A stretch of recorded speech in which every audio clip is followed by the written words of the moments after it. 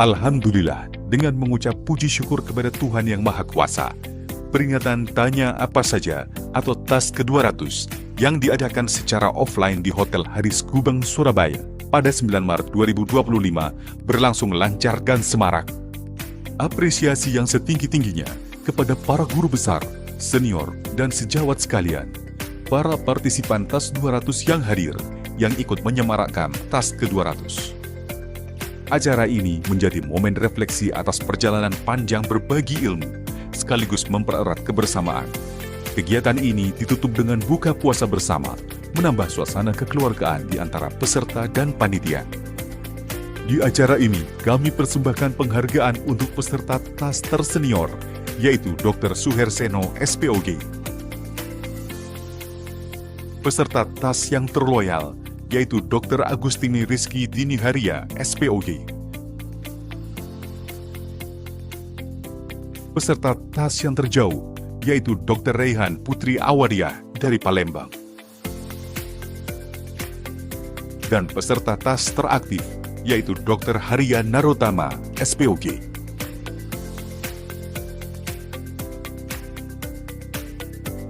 Ada dua karakter yang unik dari Tanya Apa Saja ini. Yang pertama adalah kontinuitasnya dan juga fleksibilitasnya ke depannya sampai kapanpun terus menjadi barokah bagi kita semuanya. Segala kurang lebihnya TAS, saya mohon maaf, memohon justru masukan, kritikan untuk TAS lebih baik ke depan ya. Mimpi kita bersama, semoga TAS tetap berlanjut dan bisa mencapai edisi ke-1000, 5000, dan seterusnya. Semoga ilmu yang dibagikan terus bermanfaat dan menjadi inspirasi bagi dunia medis di Indonesia. Terima kasih kepada semua yang telah menjadi bagian dari perjalanan ini. Dari kita, oleh kita, untuk praktik klinis yang lebih baik.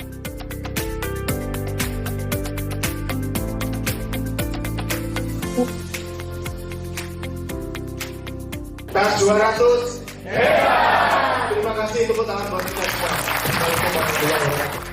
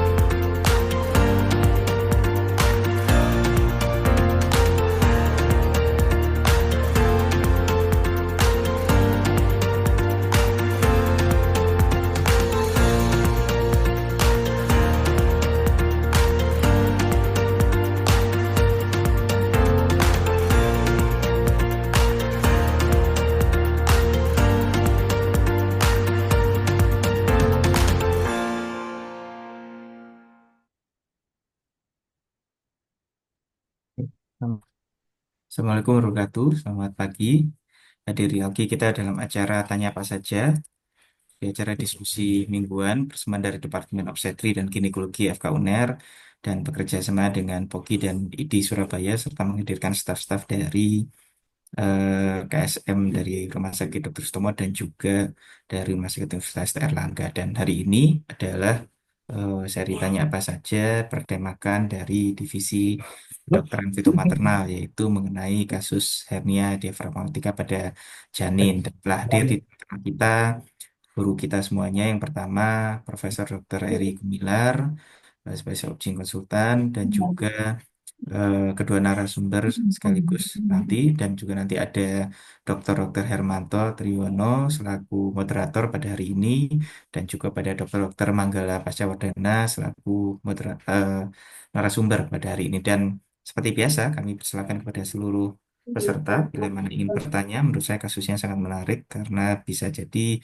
hampir semuanya pernah menemui kasus di praktek sehari-hari mengenai kasus tersebut, bisa menanyakan langsung dengan raise hand atau juga bisa diskusi melalui kolom chat atau juga kolom Q&A. Dan seperti biasa, jangan lupa untuk mengakses LMS-nya untuk mendapatkan SKP dari Kemenkes hari ini juga. Terima kasih. Mungkin Mohon maaf karena hari ini tadi Dr. Brahmana selaku Ketua Departemen berhalangan karena ada visiti besar, jadi kami persilakan langsung supaya pertanyaan bisa terjawab semuanya kepada Dr. Hermanto Triono selaku moderator acara hari ini untuk bisa membawakan acara. Monggo, Dok. Terima kasih.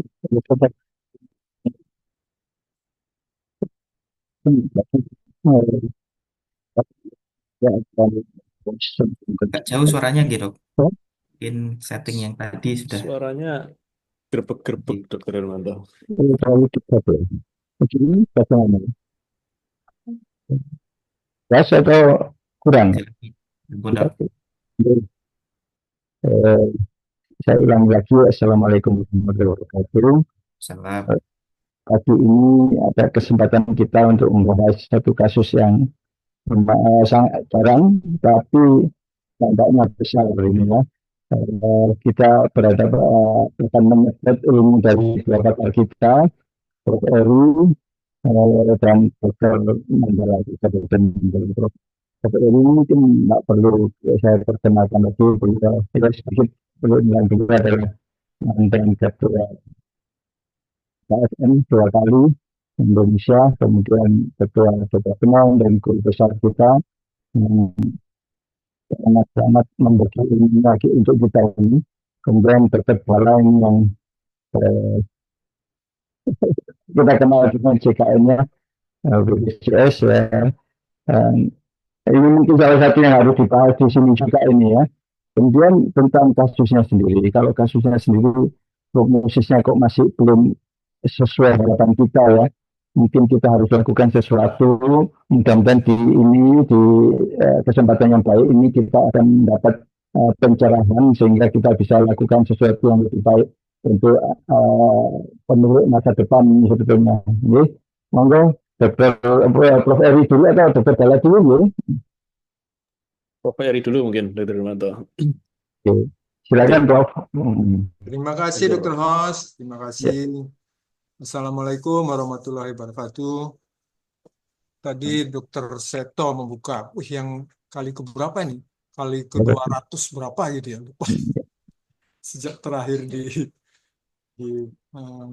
apa nih 2 minggu yang lalu. Iya. Saya membuka dengan ya beberapa slide, kemudian nanti Dr. Manggala melanjutkan dengan pendalaman. Jadi topiknya ini namanya CHD ya, stand for congenital hernia diaphragmatica. Jadi hernia diafragma. Mungkin slide saya mana?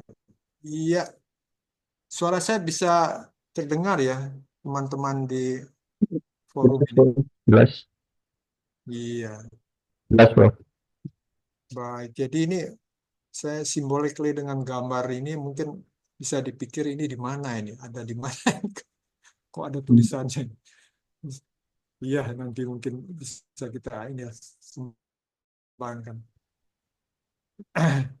Jadi kelainan ini sebenarnya sangat jarang sekali ya. Slide berikutnya, nah, sangat jarang sekali ya. Dan sebenarnya sudah terjadi sejak awal ya. Nah, di sini yang kita bisa tekankan, diskusikan bagaimana deteksi dininya. Ya. Jadi sebenarnya ini kalau per definite, jadi suatu hernia itu kan lubang, ya, lubang pada diafragma. Diafragma itu suatu otot. Kalau terjadi kongenital, ya mesti dia ini pada ininya ya, di trimester pertama pada organogenesis. Nanti mungkin ada dokter Manggala akan memperdalam. Pada kiri bawah ini terlihat di sini kalau secara aspek anatomi ya, mudah dilihat ya bahwa pada sisi kiri itu umumnya kalau tidak ada kelainan itu kan kalau kita dengan pekerjaan ultrasound sehari-hari lambung ya, kemudian terus ke atas, nah itu jantung. Nah lubang itu biasanya di sana itu, jadi sebelah kiri. Sehingga para ahli menemukan sampai saat ini tipe dari hernia diafragmatika itu umumnya yang namanya hernia Bohdalek. Jadi yang sebelah kiri ya. Kemudian tipe yang lain, yang tipe Morgagni ya. Dan terus yang lebih sukar lagi, lubangnya tidak jelas, tapi terjadi suatu kelemahan dari diafragma, sehingga bisa terjadi perpindahan dari organ, yaitu diafragma eventration. Terus yang paling akhir, ini juga sukar sekali, ya, central tendon defects of diaphragma. Tapi yang paling umum ini yang Bohdalek ini yang istrinya, katanya sampai 70%. Slide berikutnya, baik. Ya, jadi ini 70% jadi pada posterolateral part. Ya. Kemudian Morgagni ya, pada anteromedial part. Ya. Kemudian yang tadi central hernia dan bilateral defect ini sangat kecil sekali. Slide berikutnya. Iya. Kalau etiologi ya, nah ini mungkin saya sepintas selalu aja, nanti kalau ada discussion kita bisa jelaskan. Memang tiga faktor ini ya multifaktorial, yaitu genetik, environment, dan nutrisi. Makanya negara kita ini jadi sasaran genetik, environment, nutrisi. Kalau sudah ngomong nutrisi itu memang most difficult one we have in our country. Terus kalau environment, wah, enak juga. Kita ini tropical countries, ya. Aduh, infeksi itu demikian tingginya. Kalau genetik, apalagi nih? Jadi sekarang ada yang terkini lagi, epigenetik. Mungkin nanti kita ini kan di diskusi. Nah ini yang menarik, keterlibatan genetik dan faktor nutrisi pada hernia diafragmatika ya. Jadi misalnya kita berhasil mendeteksi ya, ini kok ada lubang di diafragma ya. Jadi mulai ini ya, mulai the first half itu, mulai minggu ke-20 itu kita sudah harus hati-hati. Minggu ke-20 ya. Nanti ada gambarnya di slide itu. Nah, kalau umpamanya ditemukan demikian, nah melihat dari etiologinya adalah multifaktorial, biasanya ada anything else, ada kelainan yang lain. Nah, itu harus disadari itu. Jadi kalau saya ulangi, kalau deteksi dini dari lubang di diafragma ini ada ya, sehingga lambung itu bisa naik, harus dicari ya hal yang lain juga. Hal yang lain itu, nah ini Anda bisa melihat trisomi 18, 13, 21. Wah, ini jadi ada kemungkinan janinnya adalah kemungkinan janinnya itu mengalami kelainan trisomi di sini. Ya, nah itu dia itu. Iya. Sudah. Nah, kemudian yang praktis dari sini saya ambilkan dari suatu board yang sudah mapan ya. Jadi ERNICA, European Reference Network on Rare Inherited and Congenital Anomalies. Jadi lambung ini, ya, posisi lambung, kalau ini sudah agak lambat ya, sudah yang agak ini ya, jangan sampai tidak ketahuan ya. Mungkin dia umur kehamilannya sudah trimester ketiga. Jadi yang practical point di sini, pada waktu Anda melakukan scanning ya, pada waktu Anda melakukan scanning, jadi dilihat lambungnya dulu. Jadi kita ingat pada mengukur lingkaran abdomen ya. Nah, itu kalau posisi lambung sudah tidak pada posisi yang normal, artinya dia bisa naik ke atas melalui lubang itu, ada di sisi jantung. Para ahli itu lebih detail lagi sampai ada 4 grade. Ya. Tapi yang penting tuh idenya dulu lah. Penanya pada waktu kita mengukur apa ya circumference abdominal, yaitu kan lambung itu kan jadi pusat. Nah itu kalau lambung itu tidak ada di tempat. Kemudian kita naik sedikit ke atas pada cardiac chamber view loh, kok ada lambung di sebelah jantung lah itu nanti ya. Mudah-mudahan lebih dini lebih bagus ya. Jadi kalau para ahli menekankan within the first half, jadi the first half itu 20 minggu pertama itu sudah kita harus hati-hati di situ. Nanti kita lihat ada di gambar. Mungkin 2 slide lagi. Kan. Nah, ini dia gambarnya. Ya. Jadi ada A, ada B, ada grade 1, 2, 3, dan 4 ya. Mungkin tanda panahnya.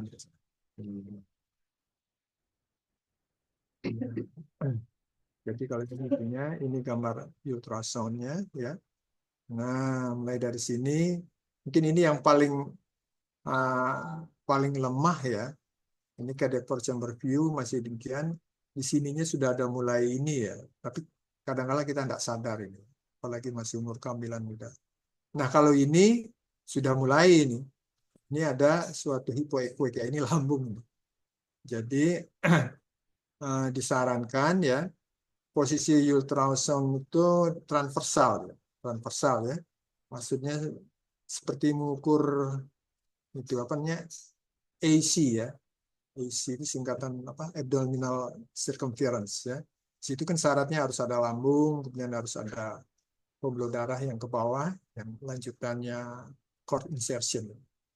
Nah, kalau di situ terus naik sedikit ke atas, mesti cardiac four chamber view karena sama-sama di sisi lateral kiri ya. Jadi kalau di sebelahnya jantung ada gambar ini, wah itu sudah hernia. Selanjutnya yang lebih berat lagi seperti ini, waduh, ini sudah agak jauh naik ke atas, apalagi yang gambar B ya. Jadi deteksi dini. Slide terakhir, jadi tinggal. Jadi kalau ini tadi yang tadi saya transversal, kalau ini yang membujur ya, kita selalu apa? Vertikal ya. Nah, vertikal jangan lupa ya. Jadi mulai dari jantung, kemudian terus diafragma itu harus dilihat itu. Diafragma. Ya, jangan sampai ketinggalan. Jadi diafragma ini suatu otot. Kemudian baru terus organ-organ di bawahnya, lambung, liver, dan akhirnya sampai bladder. Jadi ini adalah posisi ventral. Vertikal ya, perutnya. Kemudian yang di sini saya ulangi lagi, ini yang apa namanya transversal ya. Baik, saya sampai di sini. Mungkin habis sudah Tergala akan melanjutkan. Terima kasih Dr. Host.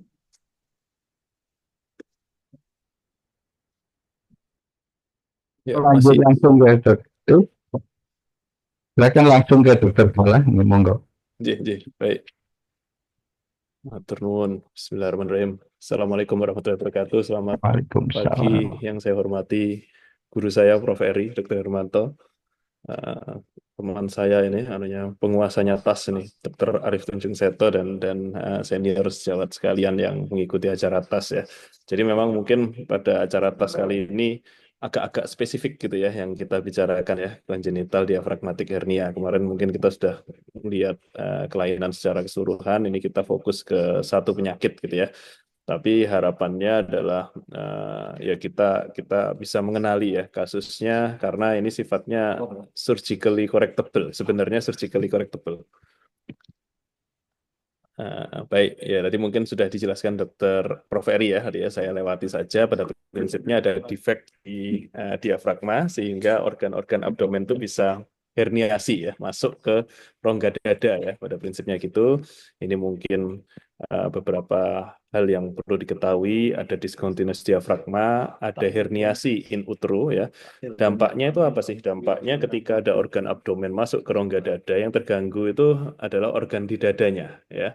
Karena di dada itu ada paru, ada jantung, kadang-kadang menyebabkan masalah mulai dari parunya tidak bisa berkembang atau pulmonary hypoplasia, dan setelah lahir karena tekanannya atau pressure di parunya itu sangat tinggi, dia akan terjadi pulmonary hypertension biasanya setelah lahir. Jadi memang saat dalam kandungan bayinya nggak akan ada masalah, tapi setelah lahir dia akan mengalami kondisi yang sangat life threatening ya. Jadi pada prinsipnya kalau kita ketahui lebih dini, kita bisa intervensi akan lebih bagus ya. Tadi juga sudah disebutkan oleh Prof. Eri beberapa berhubungan dengan kelainan organ lain. Pada prinsipnya ketika kita nemu ada masalah, pastikan ada masalah di tempat lain atau enggak ya. Ketika kita bingung, kita bisa merujuk ke ahli ultrasound mungkin ya, atau ke feto maternal, monggo saja. Kondisinya saat neonatal bervariasi, mayoritas akan terjadi respiratory distress, hampir semua congenital hernia diafragmatika akan respiratory distress ya. Dan ini yang saya sebutkan tadi surgically correctable ya, dan survivalnya sekarang improve ya karena semakin bagus diagnosis antenatal. Nah, ini harapannya kita juga bagus ya diagnosis antenatalnya dan pelayanan neonatal yang adekuat ya.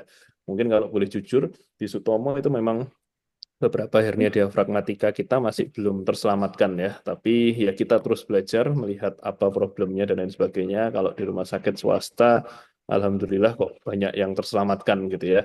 Tapi semuanya itu ya nggak akan ada kalau kita diagnosisnya nggak bagus ya. Jadi fokusnya mungkin kita lebih untuk mendeteksi ya. Nah, ini mungkin saya lewati saja ya, tadi sudah disebutkan oleh Prof. Eri, pada prinsipnya paling banyak Bohdalek ya, terjadi di kiri, gitu ya, paling banyak kiri, dan di Bohdalek di belakang sini ya. Kalau di depan ini Morgat nih. Maaf, dokter, Ya, jalan kok Dr. Rehman. belum berjalan slide-nya. Slide-nya nggak jalan. Iya. Masih Dan belum show Oh, juga. gitu. Sebentar, Berjalan. sebentar belum ya. slideshow juga. Oh, sorry, sebentar.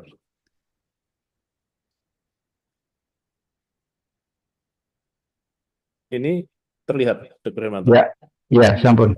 Maaf. Saya nggak tahu tadi ya.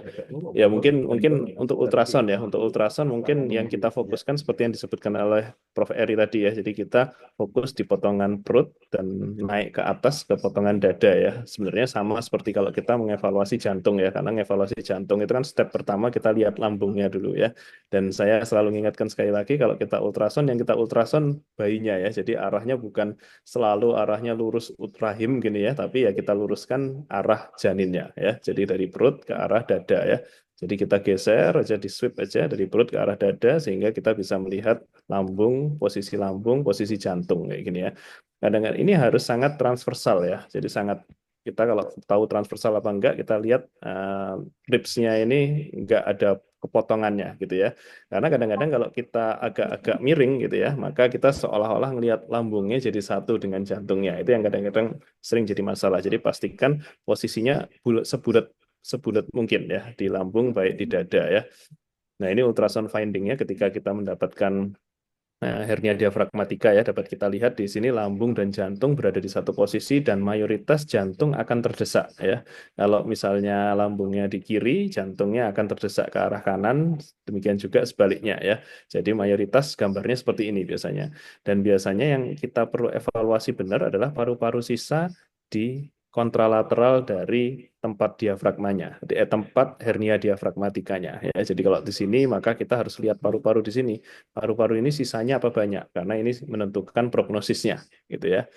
Nah, hati-hati dengan diferensial diagnosis yang lain, seperti misalnya kita salah potong gitu ya, dan mungkin ada juga kondisi lain seperti sikem ya, jadi gambarannya kayak kistik gini, kesannya kayak lambung, tapi kalau kita bandingkan ternyata dilihat lambungnya juga masih ada di sini ya, jadi diferensial diagnosis itu perlu kita evaluasi ya.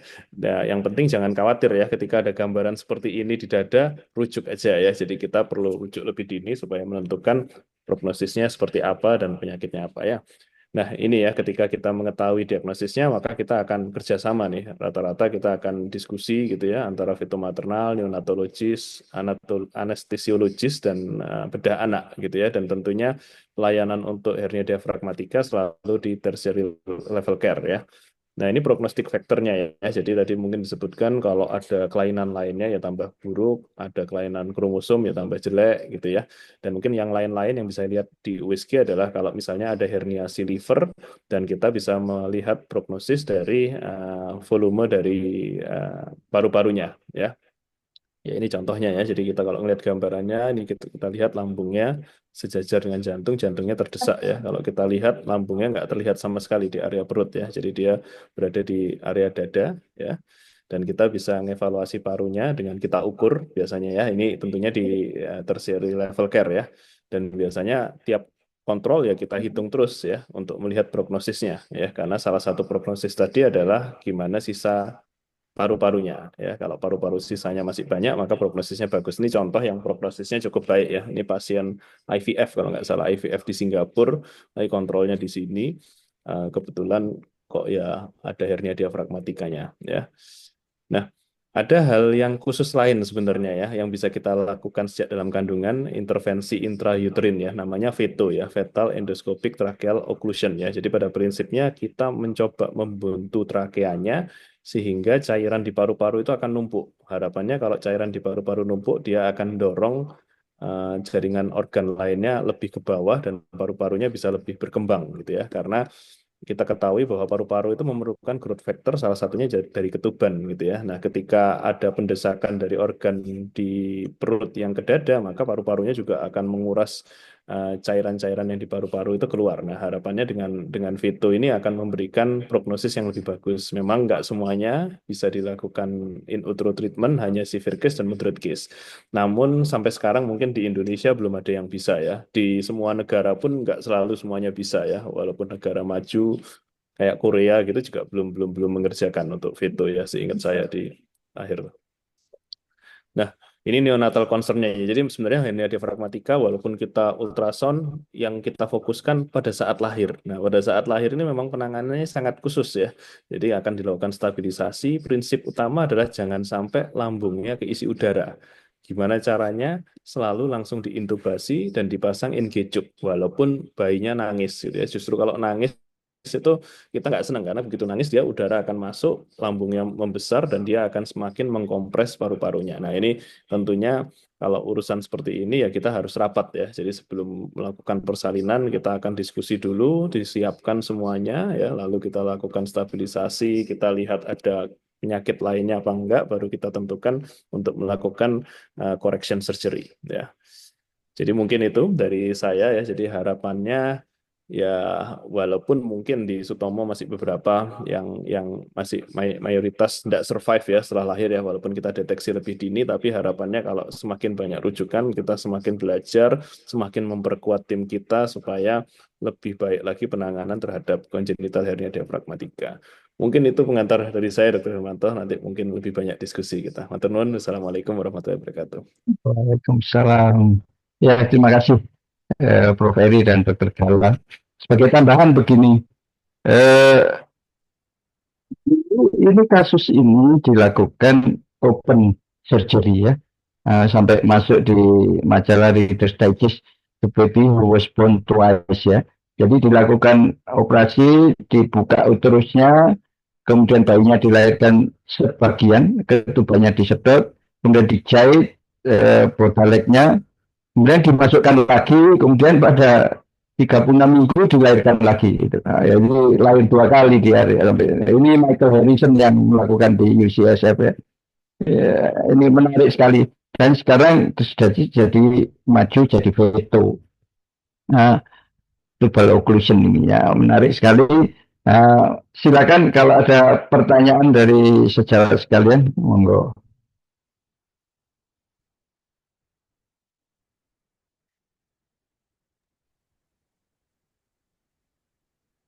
Sepertinya di kolom Q&A ini belum ada pertanyaan, Belum ada, Dr. ya. Hermanto. Mungkin Ya. karena kasusnya Di awal kompleks tadi ya. ada.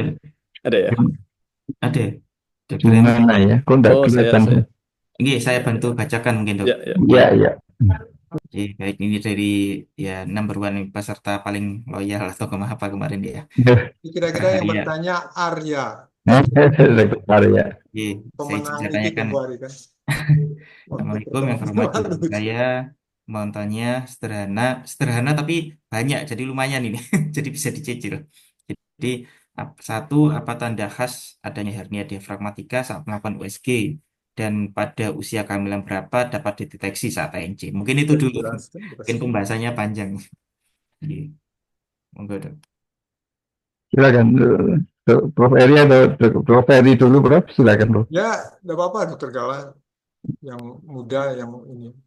Ya. Di leader. Izin mungkin saya jawab dulu ya, nanti Prof. Ya. Eri bagian nambahin dan mengkoreksi saya kalau salah ini ya.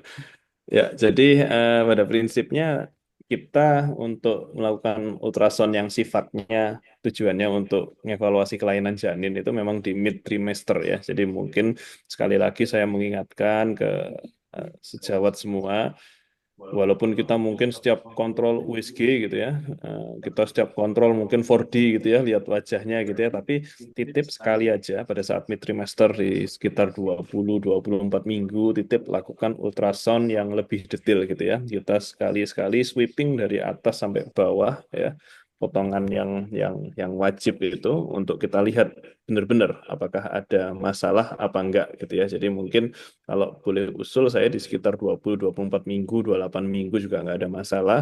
Jadi pastikan di AC lambung itu benar-benar ada gitu ya. Dia potongan abdominal circumference itu lambung benar-benar ada. Lalu kita sweep ke atas seperti yang tadi saya tunjukkan itu, kita melihat ke jantung, dan jantung itu benar-benar posisinya di tengah gitu ya. Jadi khasnya kalau hernia diafragmatika, lambung nggak terlihat di perut, dan biasanya jantung pasti akan mengalami perubahan posisi gitu ya, entah levo position atau dextro position, karena ada dorongan dari organ yang masuk ke dalam dada ya. Jadi mungkin simple seperti itu. Memang di dunia internasional semua maju pada first trimester screening gitu ya, tapi mungkin sampai sekarang kita masih masih belum belum seperti itu. Kita lakukan dulu lah yang ideal ya, di trimester 2 kita lakukan. Dan ketika misalnya memang ada problem, ya tentunya dirujuk ya, karena bukan hanya lahir, yang penting lahir di tersier. Saya sih lebih nggak senang seperti itu, karena kita harus evaluasi secara keseluruhan itu, apakah ada dampak dari organ lainnya, itu yang pertama. Lalu yang kedua ya kita harus menentukan prognosis. Jadi ketika kita mendeteksi kelainan di rumah sakit tersier, kita selalu melihat prognosisnya. Prognosisnya gimana sih ini? Ini apakah layak untuk kita lakukan do everything gitu setelah lahir, atau cuma do something gitu ya, ketika mungkin dia kelainannya banyak, ada kecurigaan kelainan kromosom, tentunya kita nggak akan do everything, nggak akan operasi habis-habisan gitu ya. Tapi ketika dia single, jangan sampai kondisi ini terlewatkan gitu ya, sehingga kita kelewatan kesempatan untuk menyelamatkan bayi dan mengurangi disabilitas dari janin ini semaksimal mungkin. Mungkin itu, sebentar saya coba lihat apakah boleh dilahirkan dulu di daerah lalu bayinya dirujuk. Nah itu seperti yang saya sebutkan di slide terakhir itu, karena concernnya justru pada saat setelah lahir, stres respirasinya itu setelah lahir. Saat dalam kandungan santai ya bayi ya, karena masih tergantung di sirkulasi tali pusat ya. Tapi setelah tali pusat dipotong, dia harus nafas sendiri. Mulai dari itulah terjadi respiratory problem ya, karena paru-parunya nggak bisa berkembang karena ada organ di sana. Jadi rasanya lebih tepat jika persalinannya justru di rumah sakit tersier gitu ya. Nah, ini apakah yang bisa dilakukan pada janin sebelum lahir untuk memperbaiki kondisi hernianya ya tadi ya. Mungkin kalau yang minimal invasif kita bisa pakai veto tadi ya. Jadi di oklusi trakeanya, walaupun mungkin di kita belum bisa karena mungkin alatnya susah ya dan mahal gitu ya. Dan mungkin tadi Dokter Hermanto menyampaikan mungkin di US gitu ya, di US di Philadelphia ya kalau nggak salah Di ya. San Francisco. Ya, kalau di San Francisco itu mungkin mereka melakukan trial dengan fetal surgery gitu ya. Jadi dibuka uterusnya, dibuka bayinya dioperasi, dimasukkan lagi gitu ya. Ya tentunya karena sifatnya masih trial, mungkin kita harus benar-benar lihat dan harus ahli banget gitu ya mungkin ya Dr. Hermanto ya, mengerjakan hal itu ya.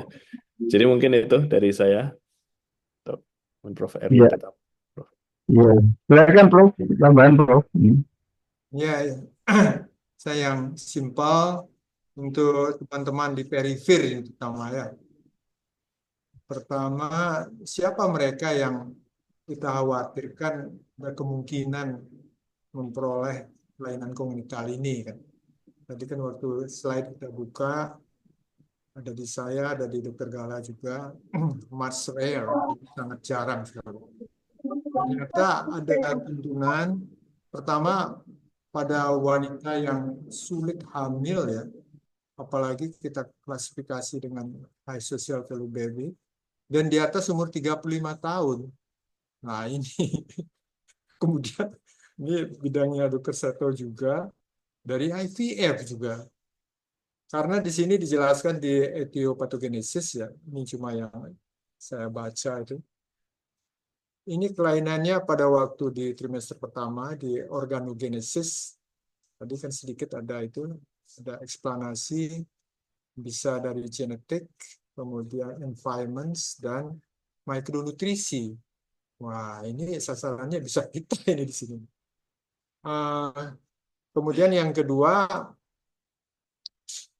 mengenai ultrasound kita ini, ya pada waktu melakukan aktivitas ini, jangan lupa, kan sudah kayaknya kita di kursus-kursus ultrasound atau di pendidikan PPDS 1 malah PPDS 2, itu critical point-nya pada the first half yang masuk ke trimester 3, kira-kira 24-26 minggu. Nah, di sana harus sudah diharapkan early detection, termasuk di sini adalah hernia diafragmatika. Jadi sebagai apa namanya at the glance itu pada bidang yang vertikal, kemudian baru transversal.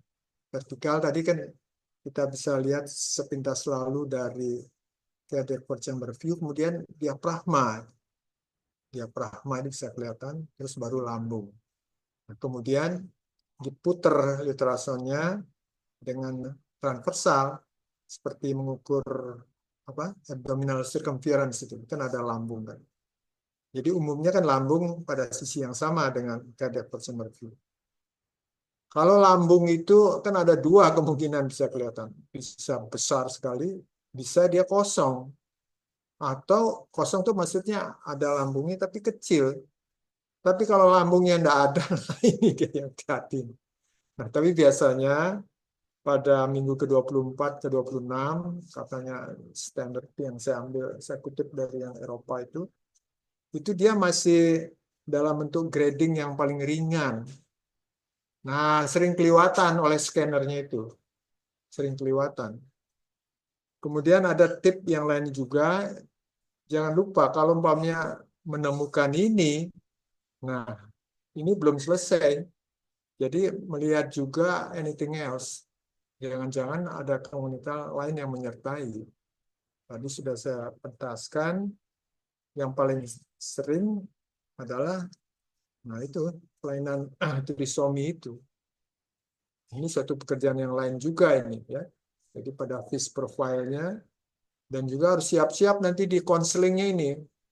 Coba kita bisa membayangkan dengan empathy itu ya, bahwa our willingness is always at the patient side. Ini memang ngomongnya gampang. Ini perlu, konselingnya perlu lama. Saya sendiri secara privat itu cuma 2 kali menemukan ini. Saya masih ingat ke Dokter Purwadi ya, itu dikerjakannya menyiapkan 2 kamar operasi sekaligus, tapi dengan konseling yang sudah ini, yang saya susah waktu itu ya, apa ada enggak kelainan yang lainnya yang menyertai ini, misalnya trisomi 18, 21. Nah kemudian bersama-sama beliau melihat Dokter Purwadi, kok sepertinya baru lambung tok ini. Ya, tadi yang Dokter Gala bagus sekali presentasinya sampai banyak organ yang sampai juga cardiac chamber view itu bergeser dia ke kanan. Wah, itu sudah bisa mempengaruhi paru dan sebagainya. Dan kira-kira kalau pertanyaannya sampai umur kehamilan berapa harus determinasi lah. Ini suka-suka gampang. Jadi ini cuma pengalaman saya dulu waktu itu. Ngajak Dokter Purwadi sama Dokter almarhum Dokter Agus siapa ya? Neonatologi. Dokter Agus Haryanto ya. Bayinya lahir lumayan 1.700. Ya. Sekarang tadi Dokter Host tadi kita waktu rapat staf ya, epidemiologi itu penting ya, mengikuti nasibnya terus itu memang asik gitu, kita kejar terus itu. Ya sampai di situ ininya eksplanasi saya, mungkin kita bisa kembangkan lagi. Terima kasih Dokter Host. Terima kasih ya, Prof. Eri dan Dokter apakah sudah terjawab ya Dokter Harya ya, mudah-mudahan sudah terjawab. Mungkin perlu ditambahkan, apakah tadi Prof. Eri rasanya lebih longitudinal dulu ketemu diafragma apa enggak gitu ya, mungkin nanti diputar ya Prof ya, mungkin lebih gampang itu ya. Ya, oke. Oke. Oke. Ini ada pertanyaan dari Dokter Indi Ambang ya. Kalau murni hanya hernia diafragma kelainan konjungtalnya, prognosisnya baik yang mana, tindakan operasi sebelum atau setelah lahir? Kalau sebelum lahir di usia berapa? Silakan dok, Prof. Ya, mungkin tadi atau silakan Dokter Gala Saya dulu. dulu, Prof. Ya. Baik. Jadi pada prinsipnya seperti yang saya sampaikan tadi ya. Jadi in general gitu ya, secara general gitu ya. Kalau misalnya kita dapat hernia diafragmatika, biasanya kita akan mengelompokkan tuh ya. Ini termasuk yang ringan, sedang atau berat ya, karena kita harus menentukan prognosisnya. Prognosisnya dihitung dari mana? Biasanya kita hitung dari LHR, lung to head ratio ya. Jadi kita harus mengukur paru sisanya dibandingkan dengan apa namanya diameter kepala, nanti akan dapat angka lung to head rasionya. Nah, itu kalau misalnya kurang dari 35% ya kita anggap berat, kalau seperti itulah ya. Jadi kita punya punya kategorisasinya untuk sedang, ringan dan berat ya. Nah, perlu dipahami juga bahwa segala jenis fetal intervention itu bukan sesuatu yang mudah gitu ya. Jadi kita harus punya uh, background secara etis gitu ya, yang jelas bahwa benefitnya benar-benar ada dibandingkan risikonya gitu ya. Jadi jangan asal semuanya dilakukan intervensi gitu ya. Nah, kalau kita bicara masalah intervensi yang minimal invasif ya, yang veto tadi untuk memblokade trakeanya gitu, biasanya hanya kita kerjakan pada kondisi yang severe ya atau moderate, intermediate. Ketika dia ringan, maka kadang-kadang intervensi kita malah membahayakan janinnya karena risiko ketuban pecah kalau kita intervensi kan akan meningkat gitu ya.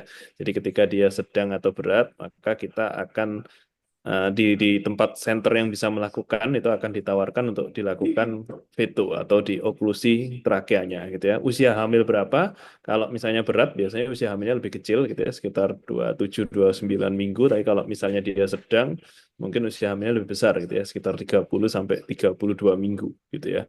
Jadi biasanya menyesuaikan kondisi yang ada di situ ya. Nah, kalau yang fetal surgery kapan, saya sendiri belum punya evidence base-nya karena mungkin sifatnya masih masih trial gitu ya. Tapi pada prinsipnya seperti yang saya sampaikan tadi, ketika kita memang memikirkan melakukan tindakan antenatal atau tindakan sebelum lahir, itu kita harus memikirkan apakah benefitnya jelas gitu ya. Jadi mungkin kalau sekarang karena mungkin alat juga belum ada, kita fokusnya ke diagnostik dulu gitu ya. Ketika diagnostik sudah bisa kita lakukan dengan baik, lakukan rujukan lebih dini gitu ya, supaya kita bisa mengontrol dan mempersiapkan persalinannya ya. Mungkin itu yang bisa kita lakukan saat ini di Indonesia dan di tempat kita. Mungkin itu, Dr. Hermanto. Ya, terima kasih Prof. Eri dan Dokter. Ini dua pertanyaan sudah terjawab semua. Itu ada peringatan mengingat saja dari untuk mengisi itu ya dari pengelola ya. Jadi ya belum ada tambahan lain. Ya dokter Seto belum ada ya tambahan atau Iya dok, sementara Bapak belum ada dok. Tapi mungkin eh, kalau saya boleh tanya dok, nambahin ya dok, ya. karena pengalaman kalau pasien tuh biasanya sekarang alhamdulillah sih istilahnya permintaan USG veto tuh kayaknya udah sangat ini banget ya di pasien ya alhamdulillah. Jadi artinya di satu sisi bagus sekali karena kesadaran dan awareness pasien luar biasa, tapi di sisi lain juga itu tantangan buat kita karena nanti jangan sampai begitu kita kelolosan loh kok kenapa dulu kok nggak di USG veto dok, mungkin gitu. Jadi kayak pedang bermata dua ya. Jadi hati-hati apa sekali lagi awareness pasien sudah luar biasa bagus sekarang. Nah, misalnya seringkali itu bahkan saking istilahnya saking bagusnya mungkin ini ya, ya ada dengar jadi dari trimester pertama itu biasanya mereka udah minta gitu. Jadi udah baru 3 bulan kontrol, baru 4 bulan nggak sampai ini sudah minta untuk dok apa nggak saya segera ini. Ya kalau mau cari amannya Ya. ya, tapi kan artinya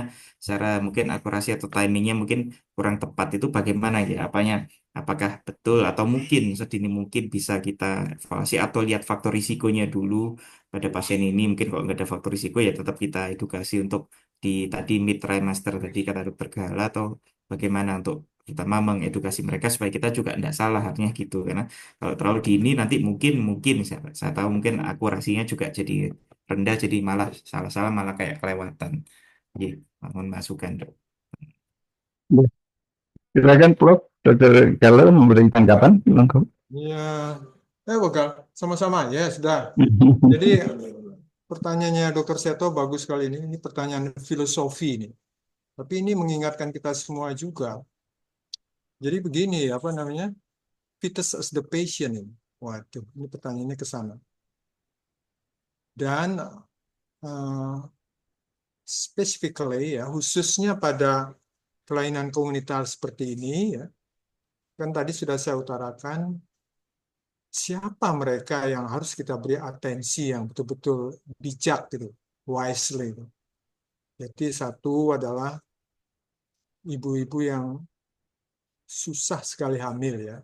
Jadi termasuk very high social value baby lah, ini harus hati-hati nih. Bagaimana dia mengharapkan ini ya.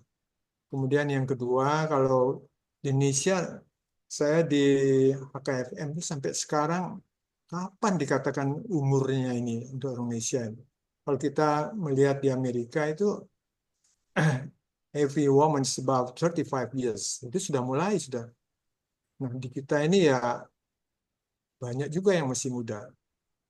Nah, sekarang apa yang harus kita pikirkan kepada ibu ini, ibu hamil ini, yaitu Dr. Seto, justru kalau fokus pada kelainan komunitas seperti ini, kita pakai piramid terbalik itu, ya, piramid terbalik yang penemunya siapa ini yang dari UK ini. Artinya, ya, Kipros Nicolaides. betul, Nicolaides. Jadi dia 20 minggu pertama, katakanlah 24 minggu pertama itu harus lebih sering dikunjungi. Sebab di situ ininya apa? Nah, secara theoretically ya, apalagi ini khusus mengenai kelainan hernia diafragma. Jadi pada waktu organogenesisnya itu within first trimester itu, di sini yang kita harus hati-hati. Jadi piramid terbalik itu berbeda sekali dengan cara kita yang klasik kan. Kalau cara kita yang klasik itu sampai 28, mulai 28 minggu harus tiap 2 minggu, ya kan? Tapi di bawahnya itu cuma sebulan sekali. Wah, itu kita harus tinggalkan ini. Ini kalau ini piramid terbalik dia. Nah, kemudian dengan ultrasound itu, ya, jadi khusus untuk ini seperti ini, begitu kita mulai curiga ya. Jadi curiga tadi kan dari saya, dari Dr. Gala sudah dipentaskan ya teknik ultrasoundnya itu dengan apa? Dengan vertikal, kemudian juga transversal. Ya. Kalau sudah mulai merasakan wah ini betul ada ini, nah ini harus dengan prinsip suatu konseling ya ke pasien, apalagi pasien sekarang yang tadi Dr. Seto katakan, pasien sekarang kritis sekarang, they are educated person sekarang. Nah, ini harus hati-hati. Jadi prinsip-prinsip ethical prinsip tuh, prinsipal etik itu kan ada 7 kan. Jadi jangan sampai merugikan, terus menghargai otoritinya, kemudian harus jujur, transparent, politely, secara sopan ya. Kemudian juga khusus kita mengutarakan ke pasien ini nanti kerja tim ini Bu, kerja tim ya. Jadi ada bedah pediatri, ada neonatologis, ada anestesi. Dan ya saya cuma pengalaman di privat itu kita perlihatkan di depan mereka itu bahwa kita ini kerja tim.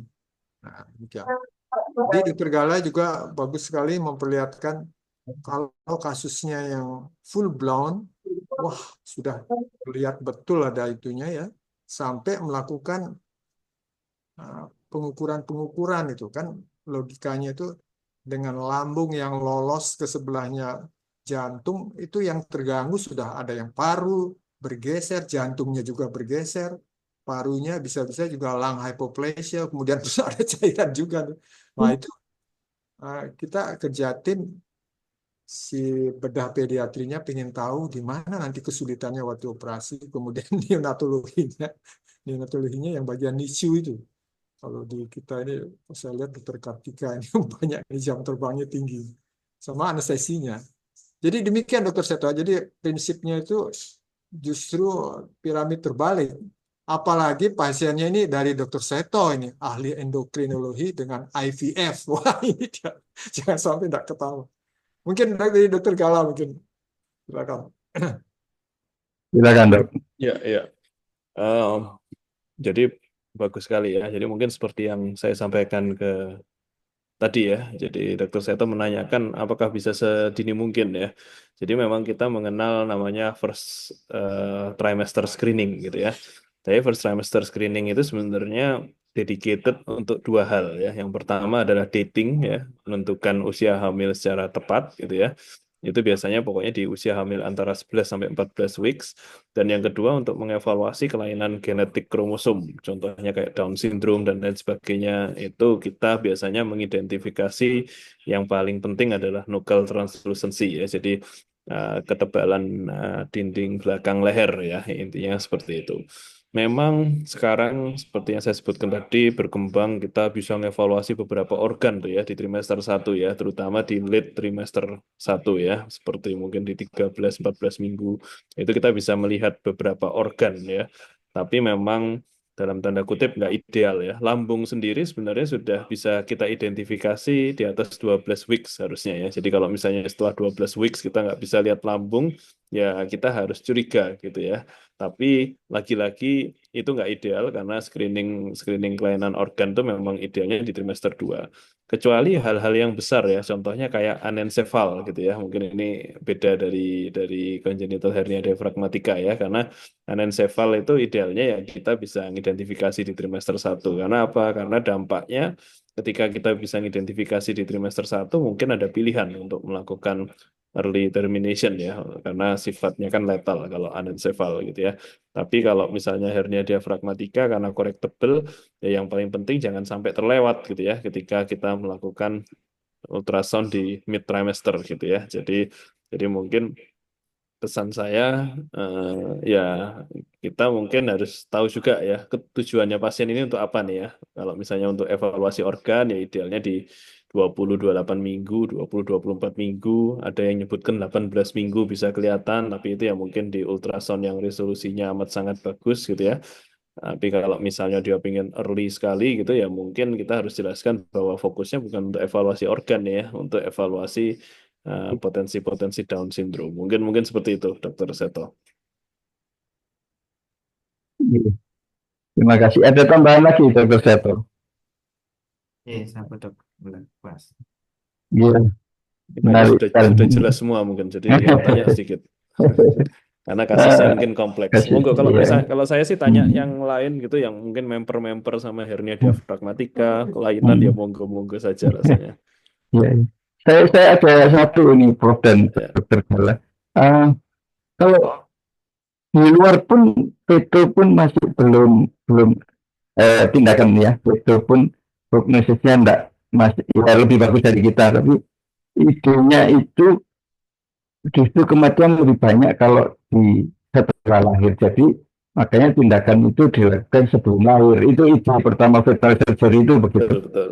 Jadi apakah kita nanti arahnya ke sana ya dengan mungkin tambah bagus. Iya. Ini apa namanya, Dokter Hermanto ini bukan tanya tapi menantang kita ini ya Prof. Heri ya, supaya kita berkembang lebih maju lagi gitu ya. Ya, ya. Jadi memang benar sekali yang Dokter Hermanto sampaikan ya, tapi ini hal yang sangat melibatkan multidisiplin ya, karena yang ngoperasi bukan kita. Mungkin kita fokusnya buka uterus, habis itu kita stapler gitu uterusnya supaya ketubannya nggak bocor gitu ya. Habis itu tim bedah anak akan masuk untuk melakukan repair ya. Mungkin kalau boleh sekedar informasi, mungkin yang saat ini kita lagi coba bangun itu kerjasama dengan NS gitu ya, dengan neurosurgery ya, karena mereka bersemangat untuk mencoba melakukan repair spina bifida sejak dalam kandungan gitu ya. Nanti mungkin Prof. Eri bisa menambahkan itu ya. Nah, itu juga sama pada prinsipnya, kita deteksi dini ya. Jadi prinsipnya sama, deteksi dini. Ketika kita nggak deteksi dini, maka center-center untuk melakukan fetal intervention itu nggak akan maju gitu ya. Jadi kita butuh bantuan dari semua sejawat nih ya untuk melakukan deteksi dini, melakukan rujukan yang lebih cepat gitu ya, sehingga kita ada kesempatan untuk melakukan koreksi sejak dalam kandungan ya.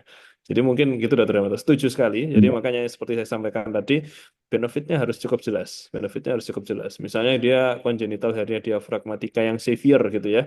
Mungkin setelah lahir apa namanya, gangguan parunya akan berat sekali, pulmonal hipertensinya akan berat sekali, nggak akan ada kesempatan untuk koreksi setelah lahir karena nggak pernah stabil gitu ya.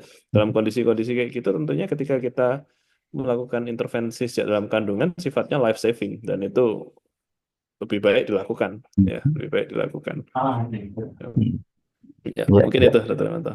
Terima kasih. Prof, ada tanggapan Prof? Monggo Prof. Ini nampaknya itu ya, diskusinya ini selevel ini. Kualitas yang apa namanya, di HKFM itu ada PIB ya. PIB itu khusus untuk ini. Khusus untuk PPDS 2 yang terakhir di Batam. Apa namanya sih? Iya, PIB ya. PIB. Sudah jauh. Sampai masuk ke vital surgery yang gitu kan. Ya, tapi ya apapun juga ini ya harus terjadi. Bisa aja nanti dalam waktu 5 tahun ke depan ini. Kita tunggu dari siapa? Data, siapa namanya? Dokter Data Ya, ya kan? Dr. Data. Ya. Kok belum respon ini? Jadi Dokter Data saya masih ingat NTD ya, sampai batasnya 28 minggu ya. Wih, kalau sudah lebih dari 28 minggu, sudah telat itu. Jadi artinya kita ini mendeteksi, early detection itu, it force us to be our ability before with 28. Wah, ini ya, tadi sudah saya katakan harus ditingkatkan ini. Kemudian yang kedua juga mengenai how to keep small baby itu neonatologis juga maju dia. Mungkin harus ditinjau lagi segala seperti kondisi berat kita konservatif sampai berapa kekuatannya. Misalnya sampai 34. Nah, kalau bisa lebih dini, kenapa enggak misalnya gitu. Kan setiap negara maju, kita belum sampai negara maju. Negara maju itu bayi yang disebut available itu, yang disebut bisa di luar rahim atau lebih bagus di luar rahim daripada di dalam rahim itu makin lama makin kecil ya. Hanya tetap handicapnya juga ada. Ya, perkembangan mental, perkembangan berpikir, kemudian perkembangan ada satu lagi ya. Mungkin yang tadi sama Dr. Vos diskusi tadi pagi itu ya. Kalau si bayi kehilangan ibunya itu, nah ya, ya Vos, ini kan ininya itu maturasi ininya. Tapi pediatri punya tumbuh kembang juga. Ya, mungkin itu bisa terjadi nanti Dr. Vos. Ini Indonesia ini. Mudah-mudahan keadaannya bisa berubah dari tidak baik-baik saja menjadi baik-baik saja. Ya. Yeah.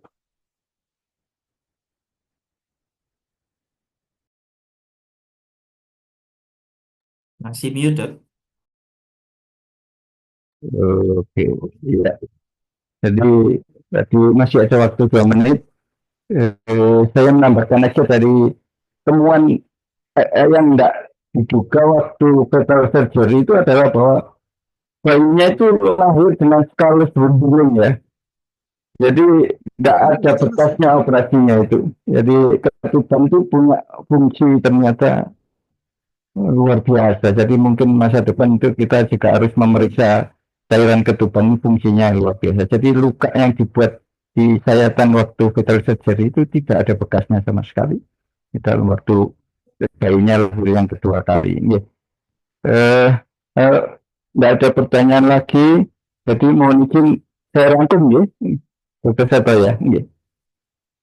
Atau ada satu sepatah dua kata dari Prof. Eri dan Dr. Salah untuk audiens, monggo Prof. Ya, dari saya untuk teman-teman di perifer, pertama saya 2 poin ya. Pertama itu memang kita tidak boleh berhenti belajar.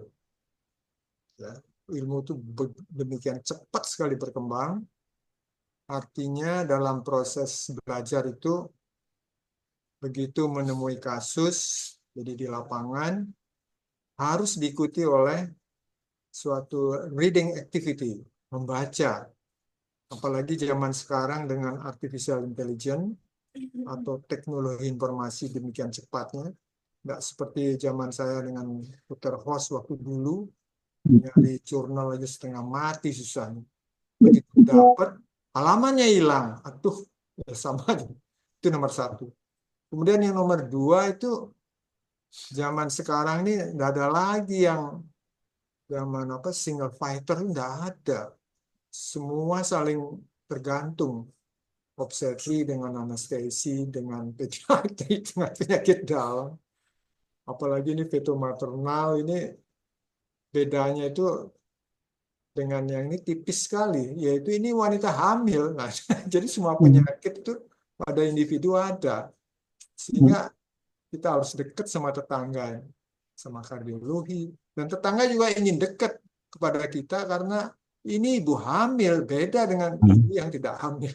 Ya, 2 poin itu Dr. Host. Jadi teman-teman di PDT itu jangan berhenti belajar. Oke. Ya, terima kasih Prof. Terus kata-kata dari Dr. Gala, silakan Dok. Ya, ya. Kalau dari saya mungkin prinsipnya sama ya, yang seperti tadi saya ulang-ulang ya. Jadi jangan lupa, karena ini salah satu dari spektrum kelainan janin gitu ya. Jangan lupa di setiap kontrol hamil gitu, sekali aja kita sediakan waktu lebih lama lah untuk ultrasound kehamilannya. Ya, kita benar-benar sweeping dari atas ke bawah. Mungkin kalau Dr. Agustus selalu bilang bahwa kita harus terbiasa lihat yang normal. Ketika ada sesuatu yang nggak seperti biasanya, ragu, rujuk aja. Ya, tadi mungkin kita sudah belajar sedikit ultrasound di hernia diafragmatika kayak gimana. Kalau bisa merujuk curiga hernia diafragmatika akan lebih bagus ya. Tapi ketika kita nggak tahu, tapi rasanya kok ini aneh gitu, lambung nggak ada gitu ya.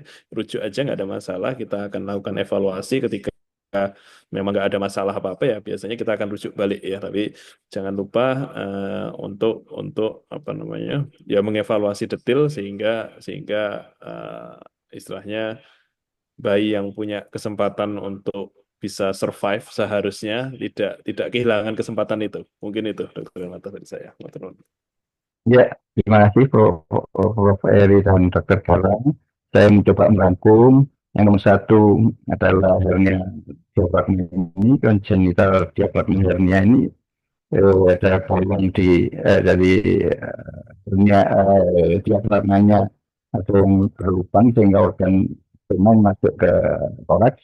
Kemudian yang kedua ada 4 tipe, 4 derajat ya, sampai yang berat. Yang ketiga adalah tipe yang paling sering adalah hipokalek. Yang keempat diagnostiknya itu paling bagus di 20 sampai 28 minggu. Disediakan waktu untuk 1 kali yang lebih lama. Ini ilmunya Dr. Pola ini, jadi biasanya kita cepat sekali di sana. Nah, untuk yang ini 1 kali dari sekian kali ultrasound itu dilakukan agak lama. Kemudian untuk kasus ini baik longitudinal maupun transversal, kita cari apakah visual apa enggak untuk itunya lambungnya. Kemudian ini kasusnya adalah multidisiplin ditangani oleh itu enggak bisa sendiri tadi Prof. Eri, dan kita terus belajar. Jadi saya pesan satu Dok, Prof, nanti kalau kita mengarah ke veto, rencananya akan ke veto, nanti itu prosedur veto, mohon bayinya dianestesi gitu aja. Jangan lupa bayinya, karena dia pain itu sudah ada untuk bayinya. Jadi kalau kita putus as a patient, dia juga sudah merasakan fetal pain.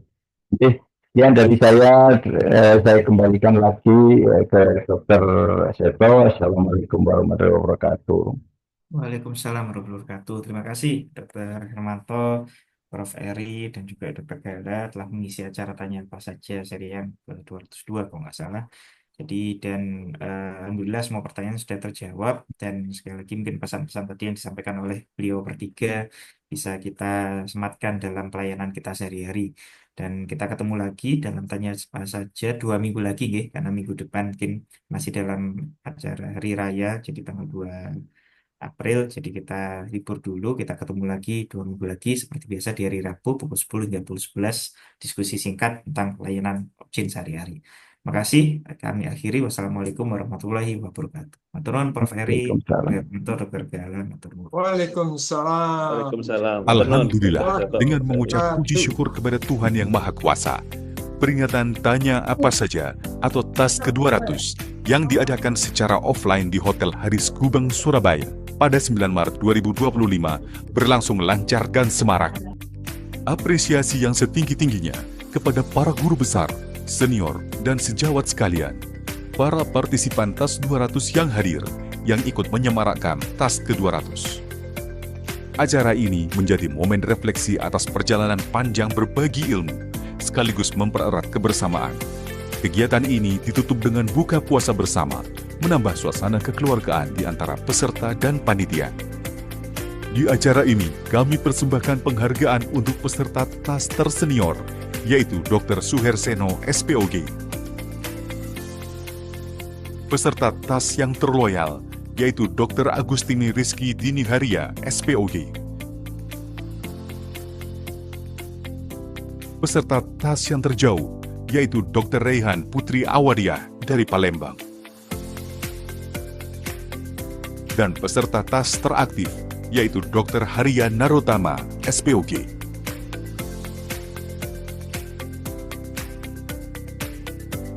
Ada 2 karakter yang unik dari Tanya Apa Saja ini. Yang pertama adalah kontinuitasnya dan juga fleksibilitasnya. Ke depannya sampai kapanpun terus menjadi barokah bagi kita semuanya.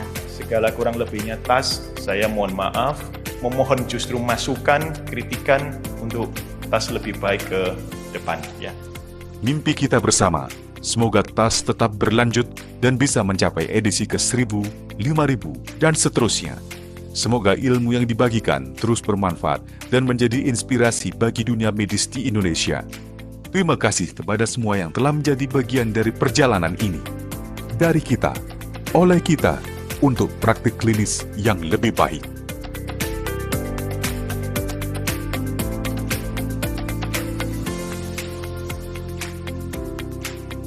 TAS 200.